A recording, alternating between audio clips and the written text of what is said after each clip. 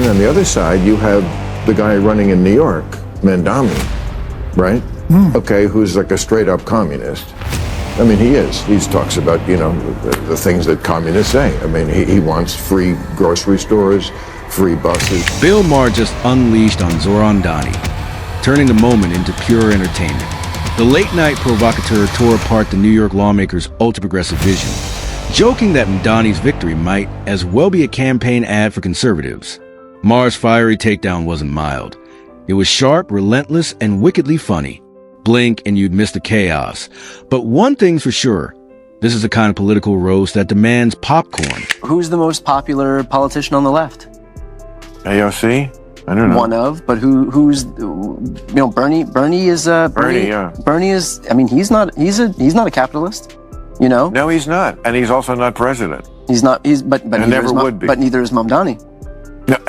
No, but he will. Trust me, he will be featured in the campaign commercials. But they're going to feature people. They boogeyman everybody. Yeah, but you don't have to boogeyman him. He does it to himself. Maher isn't wrong. Republicans don't need to invent a caricature of Zohran Mamdani. He does that himself every time he speaks. With Mamdani eyeing a possible New York mayoral run, critics warn his rise could be a political gift for the GOP, a bright neon sign showing how far Democrats have drifted into ideological fantasy. Mamdani insists he's just a democratic socialist, but that claim only convinces his own supporters. As for Maher, he's not buying it. To him, Mamdani represents that dreamy, idealistic leftism that sounds noble, but hands conservatives an easy talking point. This must be horrible for a guy like you, who you spent your whole life talking about how government tries to do too much, which it does, and spends too much. And here you have Trump, who is the Republican, who is aggrandizing more power than anybody, as we just talked about. And on the other side, you have the guy running in New York, Mamdani, right? Okay, who's like a straight-up communist. I mean, he is. He talks about, the things that communists say. I mean, he wants free grocery stores, free buses. I want him to win. You want him to win? Yeah. At first glance, the pitch glows with utopian charm, full of warm promises and applause fit for a magazine cover. But tug at the edges, and that polished fantasy quickly unravels into something darker. Dreamers may swoon, sure, yet for anyone who's seen socialist experiments collapse before, it feels less like progress and more like history's cold rear undisguised as hope reborn. I think every 20 years or so. Wait. We need every 20 years or so, we need a conspicuous, confined experiment with socialism so we can crack it up again. Socialist slogan used to be, workers of the world unite, you have nothing to lose but your chains. The new socialist slogan is, trust us, this time it won't be a mess. Socialist projects have crashed so many times that most people treat the ideology like a hot stove they've already touched. Except for the younger crowd, dazzled by promises of fairness and free-for-all futures. The flaw isn't selfishness, it's human nature. People thrive on challenge, incentive, and the belief that effort matters. Take that away and progress stalls. Bureaucracy grows, waste creeps in, and equality turns into shared disappointment. Mamdani's state-heavy proposals may look noble on paper, but in reality, they risk slowing innovation and dimming the very spirit that drives prosperity. When the post-war Labour government in Britain was about to get started, one of their leading lights was a socialist named Nurian Bevan. He said, what could go wrong? He said, we have a nation bedded on coal, surrounded by fish. It would take an organizational genius to have a shortage of either. In 3 years, they had a shortage of both. Britain offers a clear warning. In the early 20th century, its push for socialist ideals promised fairness and shared prosperity. But as industries fell under state control, red tape smothered progress, output collapsed, and prices soared. The dream of equality dragged nearly everyone down. By the 1970s, Britain was known as the sick man of Europe.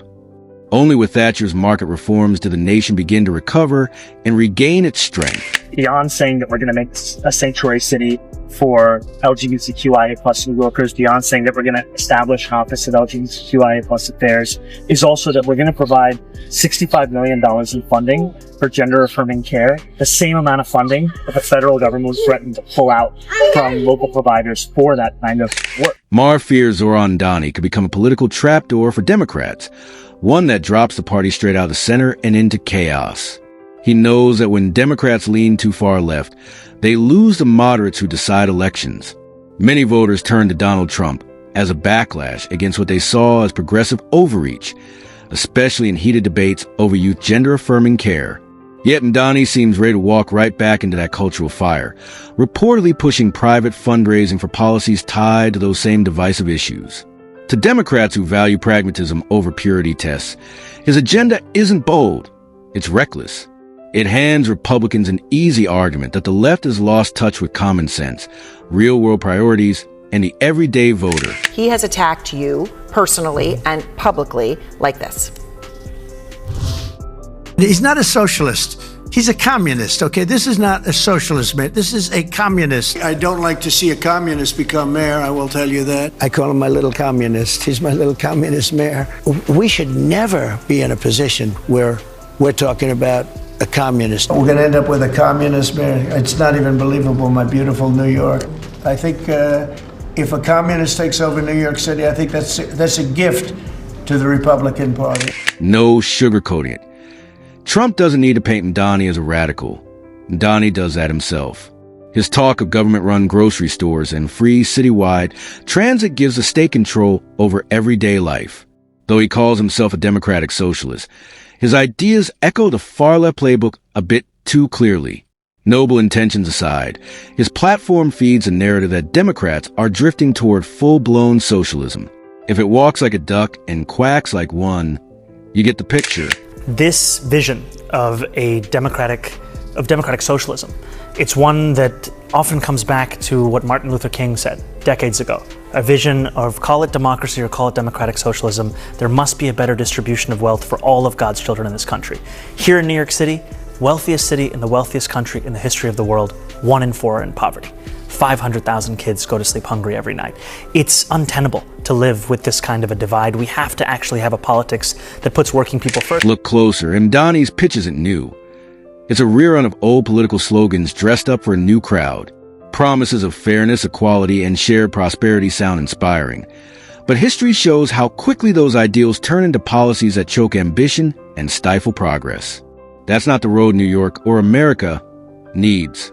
The nation's strength has always come from freedom to build, compete, and innovate, not from managed sameness. Betting against that formula never ends well, and Maher, ever the realist behind the humor, can see it coming a mile away. I want to speak to the memory of my aunt.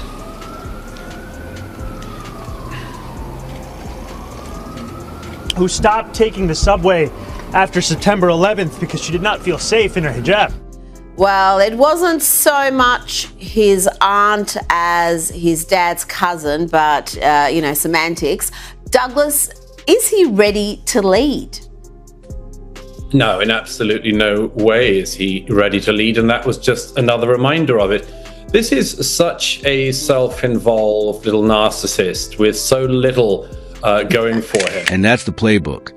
Spin emotional stories to stir hearts and win support. For Democrats fluent in identity-driven messaging, Zohran Mamdani's tale is perfect. Sentimental, symbolic, and wrapped in virtue. The media will hail him as a moral voice, but sharp-eyed voters see through the soft-focus act. They know that moving words aren't real leadership. Mamdani's story may charm idealists, but a pragmatist, it's polished theater. Elegant, emotional, and hollow at its core. But he even decides to turn the memory of 9/11 and the 3,000 Americans of that day into a story about his aunt and the subway. It's interesting, like so many things that this smarmy candidate does, he makes it about himself and it all turns out to be untrue anyway. It seems to the extent that he had any such aunt in question, she wasn't in New York at the time, and in any case, didn't wear the headscarf. Zohran Mamdani's glowing origin story loses its shine under closer inspection. But in deep blue New York, loyalty often outweighs logic, and he seems poised to glide into office anyway. The real question isn't whether he wins. It's what happens when campaign poetry collides with the hard reality of governing one of the world's toughest cities. Slogans are easy. Running New York is another game entirely. Maher's alarm bells ring for a reason. If Mamdani steers the city down that path, The fallout could reshape not just New York, but the Democratic brand itself.